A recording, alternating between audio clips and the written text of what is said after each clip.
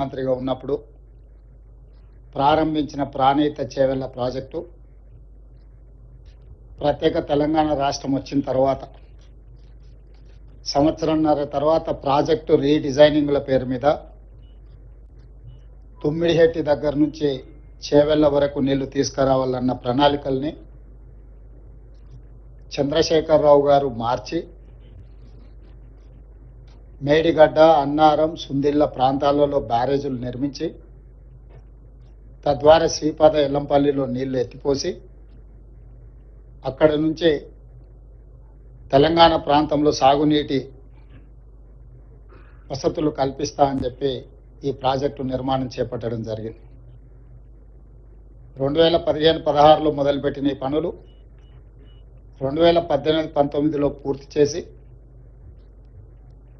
ప్రజలకు అందుబాటులోకి తీసుకొచ్చినని చెప్పి ఆనాటి ప్రభుత్వం చంద్రశేఖరరావు గారు చెప్పడం జరిగింది.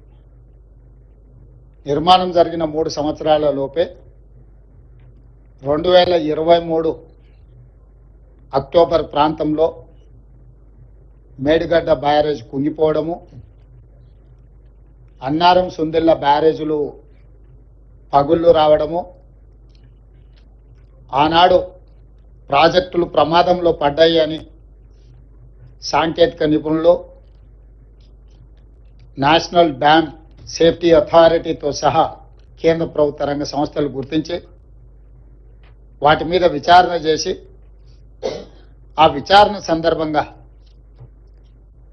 ప్రణాళికల లోపం, నిర్మాణ లోపం, నిర్వహణలో లోపం, డిజైనింగ్, కన్స్ట్రక్షన్, ఆపరేషన్ అండ్ మెయింటెనెన్స్లో లోపాలు ఉన్నాయి. దీని మీద పూర్తి స్థాయిలో విచారణ జరగాలని ఆనాడు రాష్ట్ర ప్రభుత్వానికి చంద్రశేఖరరావు గారు ముఖ్యమంత్రిగా ఉన్నప్పుడే నివేదికలు ఇవ్వడం జరిగింది. ఆ సందర్భంలో పిసిసి అధ్యక్షుడిగా నేను, శ్రీ రాహుల్ గాంధీ గారు మేడిగడ్డ బ్యారేజ్ను సందర్శించి మా కాంగ్రెస్ పార్టీ నాయకులు ఆనాడు బట్టి విక్రమార్క గారు, శ్రీధర్ బాబు గారు, ఉత్తమ్ కుమార్ రెడ్డి గారు ఈ ప్రాజెక్టుల పర్యటనలు చేపట్టి ఇందులో లోపభూయిష్టమైన నిర్ణయాలు, అవినీతి, ఆశ్రిత పక్షపాతము, నిర్లక్ష్య వైఖరి, ఎన్నో లోపాలతో కూడుకున్న నిర్ణయాల వల్ల ఈరోజు దాదాపుగా 1,00,000 కోట్ల రూపాయలు పెట్టి నిర్మించిన కాళేశ్వరం ప్రాజెక్టు పూర్తిగా కూలిపోవడం, దీని మీద విచారణకు ఆదేశిస్తాం ప్రభుత్వం అధికారంలోకి రాగానే అని చెప్పడం జరిగింది. ఎన్నికల మేనిఫెస్టోలో కూడా ఈ విషయం స్పష్టంగా జ్యుడిషియల్ ఎంక్వైరీ చేస్తామని ఆనాడు మేనిఫెస్టో కమిటీ చైర్మన్గా శ్రీధర్ బాబు గారి నేతృత్వంలో కాంగ్రెస్ పార్టీ తెలంగాణ ప్రజలకు మాట ఇవ్వడం జరిగింది. ఆ మాట ప్రకారము 14/3/2024 నాడు జ్యుడిషియల్ కమిషన్ ఎంక్వైరీ చైర్పర్సన్గా పిసి ఘోష్ వారు ఆంధ్రప్రదేశ్ ఉమ్మడి చీఫ్ జస్టిస్గా, సుప్రీంకోర్టు జడ్జిగా మొదటి లోక్పాల్కి వారే బాధ్యత వహించి ఈ దేశంలోనే న్యాయ నిపుణుడిగా, జ్యుడిషియల్ సిస్టంలో అపారమైన అనుభవం ఉన్న వ్యక్తిగా పేరు ఉన్న పిసి ఘోష్ గారిని ఈ కమిషన్ చైర్పర్సన్గా తెలంగాణ రాష్ట్ర ప్రభుత్వం నియమించింది. అక్కడి నుంచి దాదాపుగా 16 నెలలు ఘోష్ కమిషన్ నాటి మాజీ ముఖ్యమంత్రిని, సాగునీటి పారుదల శాఖ మంత్రిని, ఆర్థిక మంత్రిని, ఐఏఎస్ అధికారులను, ఇంజనీరింగ్ అధికారులను, నిర్మాణంలో పాల్గొన్న నిర్మాణ సంస్థల్ని, ప్రజా సంఘాలను, పాత్రికేయ మిత్రులను, ప్రజలు ఎవరైనా ఈ ఓపెన్ విచారణకి ఎవరైనా వచ్చి తమ అభిప్రాయాన్ని చెప్పొచ్చని అందరి నుంచి సమాచారాన్ని సేకరించిన సమాచారం ప్రకారం చంద్రశేఖరరావు గారిని, హరీష్ రావు గారిని, ఈటెల రాజేందర్ గారిని నోటీస్ ఇచ్చి పిలవడం ద్వారా వారిని ప్రశ్నించి వారి ప్రశ్నలకు వాళ్ళు వివరణ ఇచ్చుకోవడానికి, వాళ్ళు తీసుకున్న నిర్ణయాలకు గల కారణాలను, వారు అందించిన సమాచారాన్ని అన్నిటిని కూడా వారు విశ్లేషించడం జరిగింది. విశ్లేషించిన తర్వాత 16 నెలల తర్వాత మొన్న 31 తారీఖు నాడు 665 పేజీల సుదీర్ఘమైన నివేదికను తెలంగాణ రాష్ట్ర ప్రభుత్వానికి పిసి ఘోష్ కమిషన్ అందించడం జరిగింది. ఆ నివేదికను పూర్తి స్థాయిలో విశ్లేషించి సంక్షిప్తంగా ఒక నివేదిక ఇవ్వడానికి irrigation secretary, law secretary, GID సెక్రటరీతో 3 అధికారులతో ఒక కమిటీని నియమించి ఆ కమిటీ నివేదికను మంత్రివర్గ సమావేశంలో మంత్రులందరూ కూడా వివరించడం జరిగింది.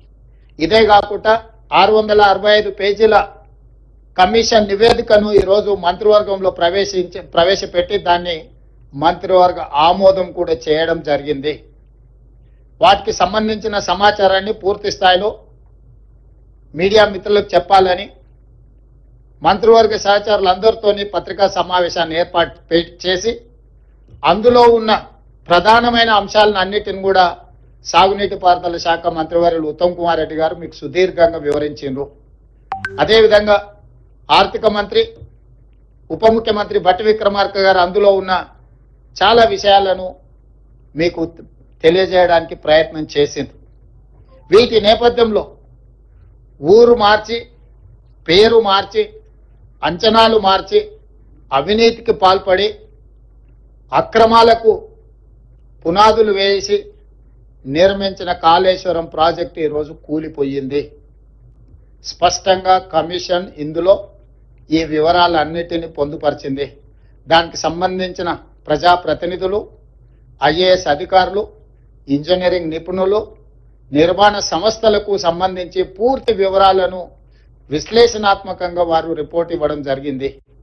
ఈ నివేదికను ఈరోజు మంత్రివర్గంలో ఆమోదించడమే కాకుండా రాబోయే రోజుల్లో శాసనసభలో ప్రవేశపెట్టి అన్ని రాజకీయ పక్షాలకు వారి అభిప్రాయాన్ని చెప్పే అవకాశం కల్పించి, including leader of opposition the chief minister Chandrasekhar Rao గారు, ఆనాటి సాగునీటి పారుదల మంత్రులు, ఇతర మంత్రులందరూ కూడా ఆనాటి మంత్రివర్గంలో ఉన్న వాళ్ళందరూ కూడా వాళ్ళ అభిప్రాయాలు చెప్పడమే కాకుండా చట్టసభలలో, శాసనసభలో కావచ్చు, శాసన మండలిలో కావచ్చు, ప్రజాప్రతినిధులు స్పష్టంగా ఈ నివేదిక పట్ల ఒక అవగాహన తెచ్చుకోవడమే కాకుండా వాళ్ళ అభిప్రాయాలను స్వేచ్ఛగా చెప్పడానికి అవకాశం కల్పించాలని ఈరోజు మంత్రివర్గ సమావేశంలో మేము నిర్ణయం తీసుకున్నాం. అందుకే ఈ 665 పేజీల నివేదికను తొందరలోనే శాసనసభ, శాసన మండలి సమావేశాలను ఏర్పాటు చేసి అక్కడ ఈ నివేదికను ప్రవేశపెట్టి అందరి అభిప్రాయాలు పరిగణలోకి తీసుకున్న తర్వాత భవిష్యత్ కార్యాచరణను, కమిషన్ సూచించిన సూచనలను అమలు చేయడానికి ప్రభుత్వం ముందుకు వెళ్తుంది. ఎవరది?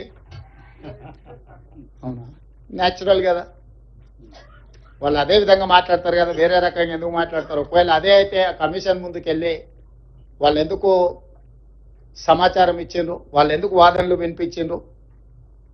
తమకు అనుకూలంగా ఉంటే ఒక రకంగా, తమ తప్పులను ప్రశ్నిస్తే ఇంకొక రకంగా మాట్లాడడం అనేది మొదటి నుంచి వాళ్ళకున్న అలవాటు. ఈరోజు మేము కమిషన్ని వాళ్ళు తప్పుపడుతుండ్రు. ఇంతకుముందు భట్టి విక్రమార్క గారు స్పష్టంగా చెప్పిండ్రు, ఇది ఒక రాజకీయ పార్టీ నివేదికను, రాష్ట్ర ప్రభుత్వ నివేదిక కాదు, independent judicial enquiry report headed by Pinaki Chandra Ghosh, imminent personality. He headed as a Supreme Court judge, Lokpal chairperson. ఇలాంటి ప్రధానమైన బాధ్యతలు నిర్వహించిన వ్యక్తి 16 నెలలు అందరికి అవకాశం ఇచ్చి వాళ్ళు చెప్పుకోవడానికి అందరికీ సమానమైన అవకాశాలు కల్పించి ఈరోజు నివేదిక ఇచ్చిండు. కాబట్టి ఆ నివేదిక మీద ఇంకా ఎవరు ఏ రకంగా మాట్లాడతారు, ఏ రకంగా విశ్లేషణ ఇస్తారు అనేది వాళ్ళ విజ్ఞతకే నేను వదిలేస్తున్నా.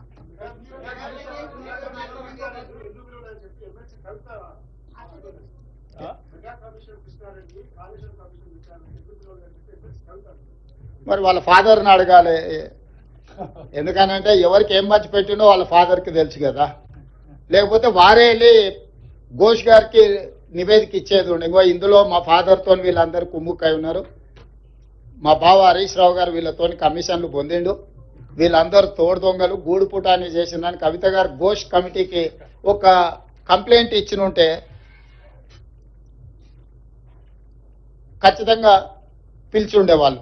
ఇప్పుడు కమిషన్ నివేదిక ఇచ్చిన తర్వాత ఎవరిని ప్రశ్నిస్తుంది? ఒకవేళ ఘోష్ గారిని ప్రశ్నించాలంటే వారు కలకత్తాలో ఉంటారు, కవిత గారు కలకత్తాకి వెళ్ళి ప్రశ్నలు వేయొచ్చు.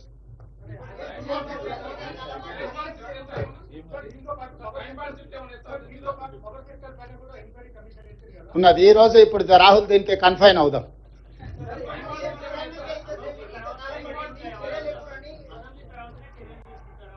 అసెంబ్లీలో చర్చలు చేసిన తర్వాత చర్చల సారాంశం ప్రకారం భవిష్యత్ కార్యాచరణ ఉంటుంది.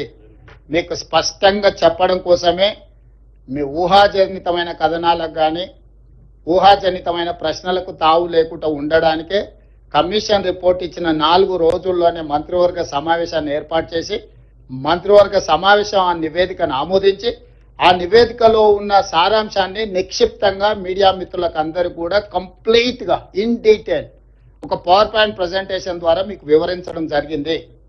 దీంట్లో ఎలాంటి శశభిషలకు తావు లేదు. నివేదిక సారాంశాన్ని సూచనల్ని తప్పకుండా ఈ ప్రభుత్వం పాటిస్తుంది. దానికి ఒక అప్రోప్రియేట్ సిస్టమ్ ని అడాప్ట్ చేసుకోదలుచుకున్నాం మేము.